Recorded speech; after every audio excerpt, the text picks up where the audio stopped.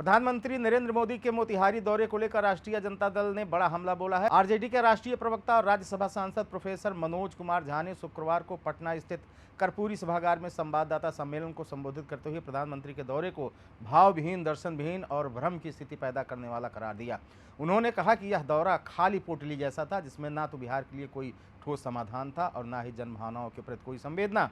Professor Jha ने प्रधानमंत्री के जरिए 7200 करोड़ रुपए की योजनाओं को सौगात बताने पर सख्त ऐतराज जताया और कहा कि यह लोकतंत्र का उपहास है। सांसद ने कहा कि योजनाएं बिहार की जनता के टैक्स के पैसे से बनती है, ना कि किसी व्यक्तिगत खजाने से।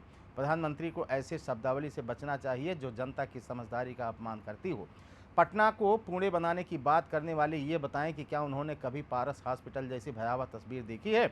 उन्होंने कहा कि आज बिहार में अपराधी बेखौफ है और जनता भय के साए में जीवन जी रही है।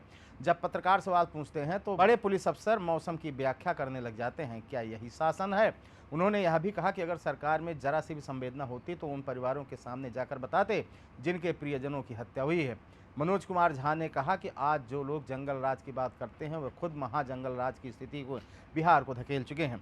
बिहार अब दिल्ली दरबार से नहीं चलेगा। प्रोफेसर झा ने प्रधानमंत्री मोदी पर तंज कसते हुए कहा कि बिहार की सरकार आज भी दिल्ली दरबार से चल रही है और जिनके कंधों पर इसकी जिम्मेदारी है वे खुद अपने घर को संभाल नहीं पा रहे हैं। उन्हें पहले अपने दल के नेताओं से जानना चाहिए था कि क्या बिहार में जनता किस हाल में जी रही है। मोतिहारी की अधूरी चीनी मिल और 11 साल पुराने वादे की मनोज झा ने याद दिलाई और कहा कि 11 वर्ष पूर्व पीएम मोदी ने मोतिहारी में वादा किया था कि वहां की बंद चीनी मिल को चालू करके वहीं की चाय पिएंगे, लेकिन आज तक वह मिल बंद पड़ी है और लोग अब भी इंतजार कर रहे हैं। प्रधानमंत्री बार बार नीला पट्टा पहनते हैं, लेकिन बाबा साहेब अम्बेडकर का मजाक उड़ाने वाले उन्हीं की पार्टी के लोग हैं। जातीय जनगणना को लेकर खुद उन्होंने उपहास किया, जो दुखद है। मनोज झा ने पूर्व उप मुख्यमंत्री तेजस्वी यादव की नीतियों को मील का पत्थर बताते हुए कहा कि पिछले 17 महीनों में 5.5 लाख सरकारी नौकरियां दी गईं और 3.5 लाख प्रक्रियाधीन थी। उन्होंने दावा किया कि डबल इंजन सरकार तेजस्वी के खींचे विकास के रास्ते पर मजबूरन चल रही है।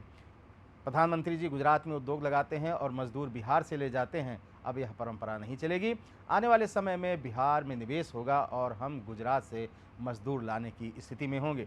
उन्होंने कहा कि मोदी जी गांव देहात में वेश बदलकर निकल जाएं, लोग खुद बता देंगे कि तेजस्वी और आरजेडी ने रोजगार और विकास दिया है।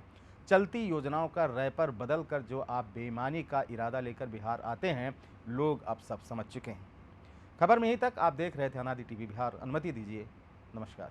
अगर आप इस वीडियो को YouTube पर देख रहे हैं तो चैनल को सब्सक्राइब करें और बेल आइकन दबाना ना भूलें। अगर Facebook पर देख रहे हैं तो चैनल को लाइक करें।